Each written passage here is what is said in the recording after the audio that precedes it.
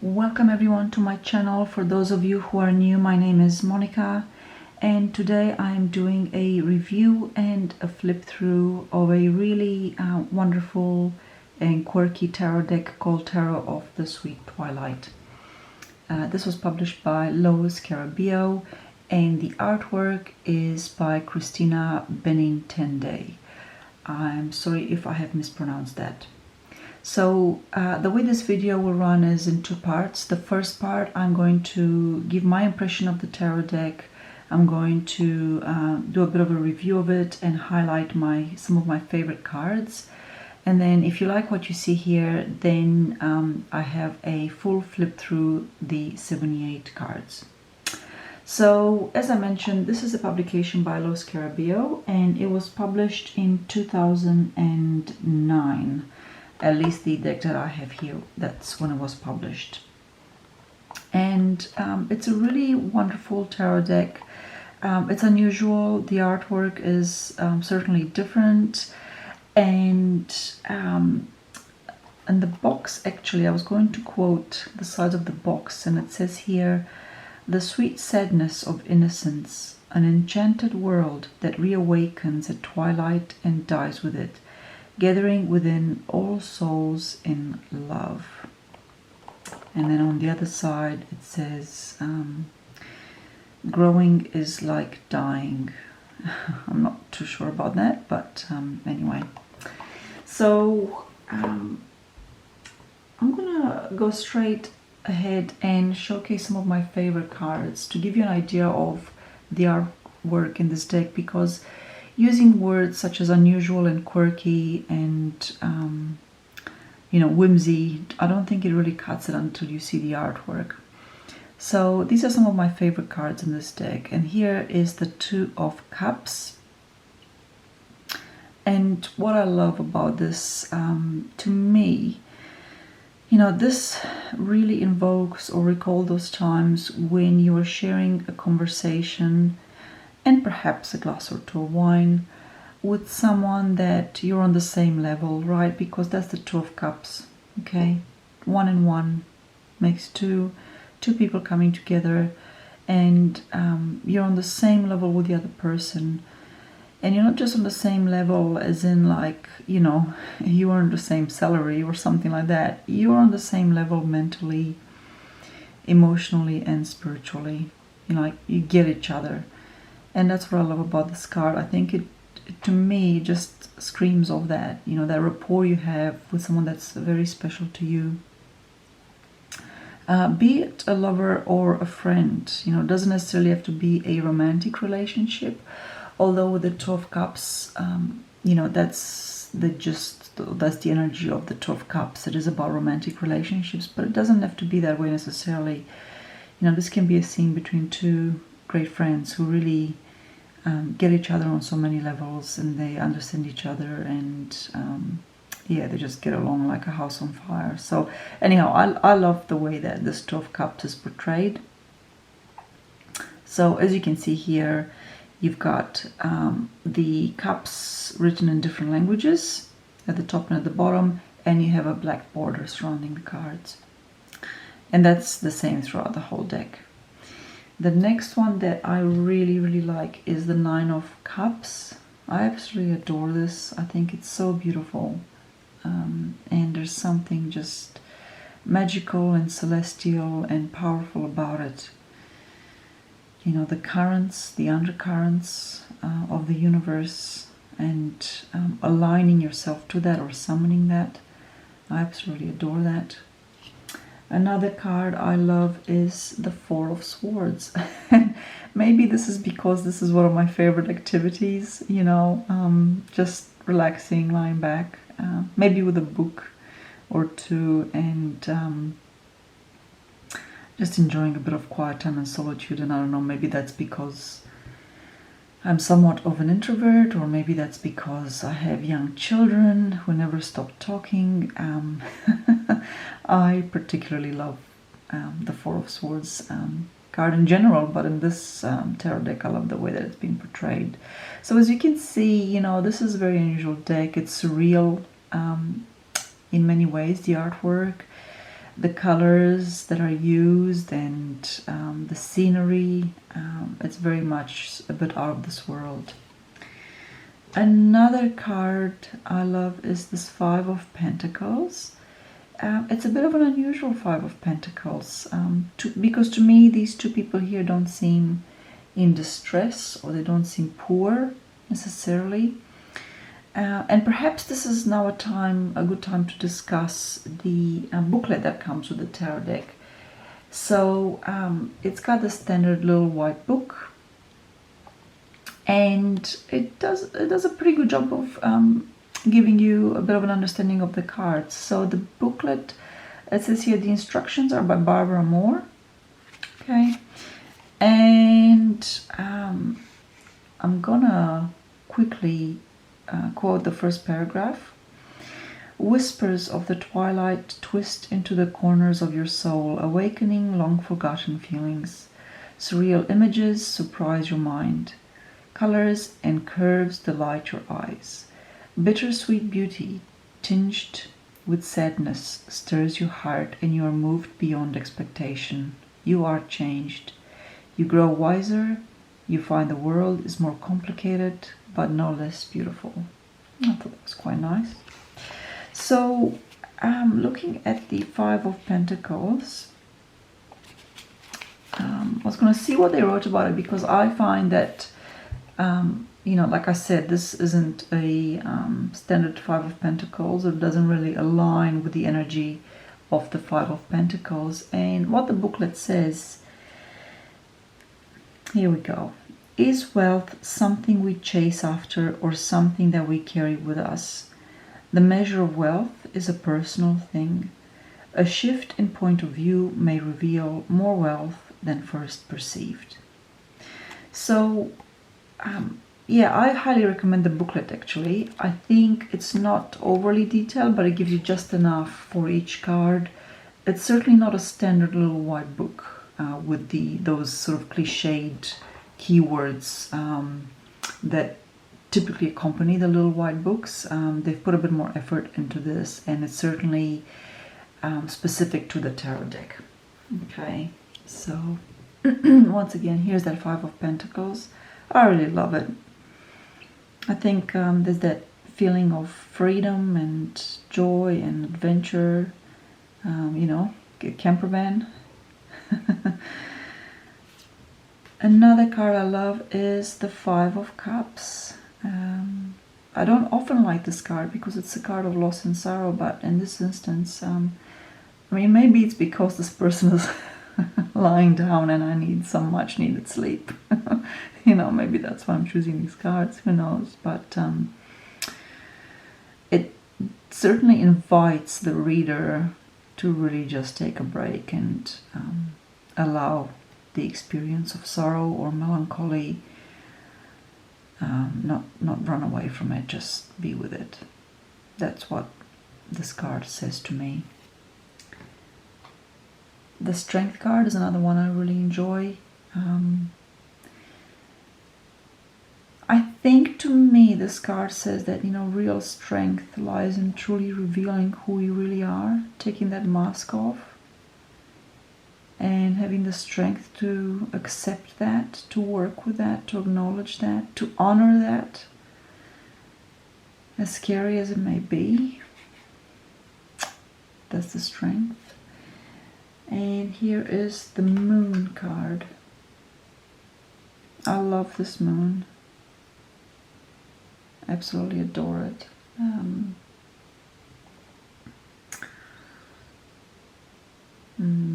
I love the energy with this moon and the stars and the birds or the bats or the creatures in the air and the sort of barren desert, you know, like it's like the landscape is sort of barren, the trees are barren, and yet there's just so much life in this card.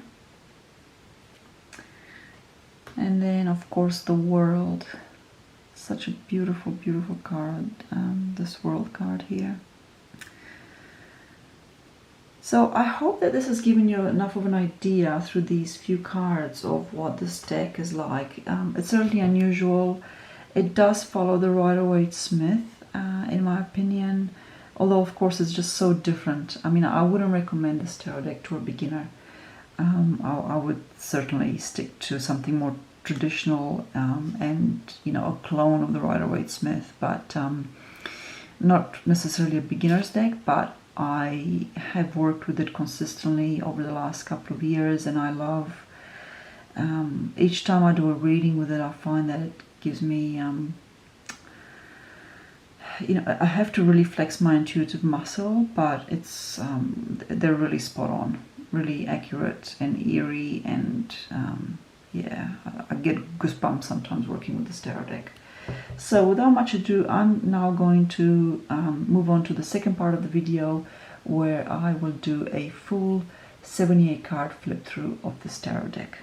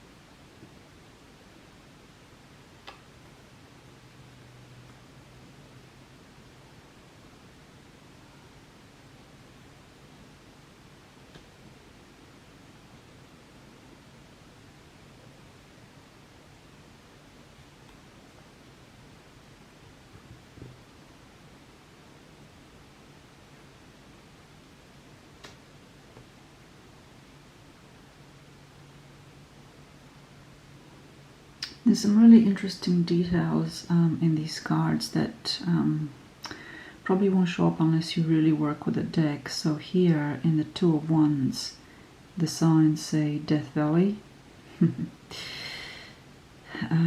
So it's another reason I won't recommend this deck to beginners, is that it does deviate from the Rider-Waite system quite a bit. And I think it might confuse some people, or yeah, I just wouldn't recommend this unless you've experienced the Rider-Waite system first. Here is another example, the Three of Wands. It's just yeah, just very different in imagery I mean, I love it as a working deck. I love decks that sort of flex my intuition without being too far out or too, difficult to interpret or recognize. And this is one of those decks.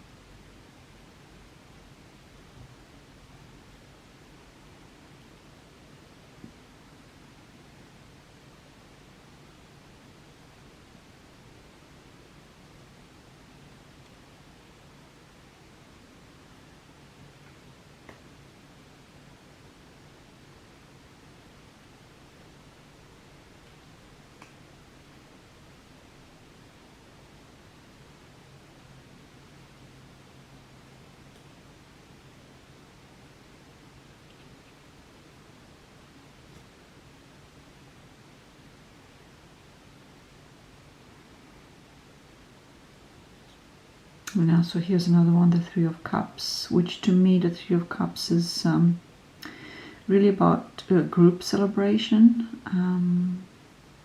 whereas here the protagonist is alone. I mean, you've got these creatures with her, but yeah, I just think that quite a few of the cards are quite different from the Rider-Waite Smith system.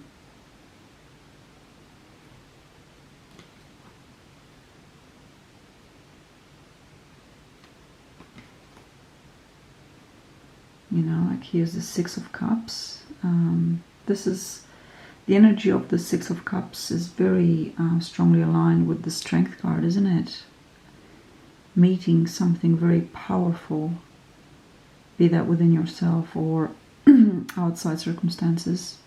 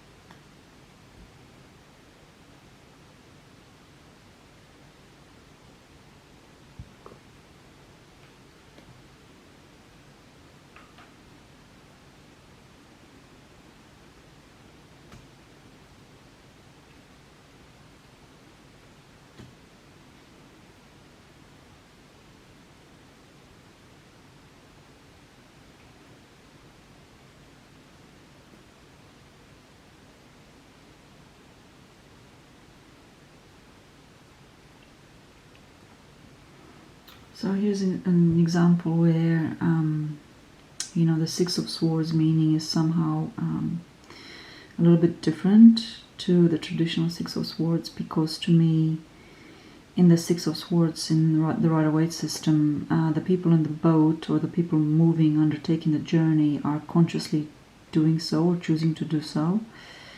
And here the person is blindfolded.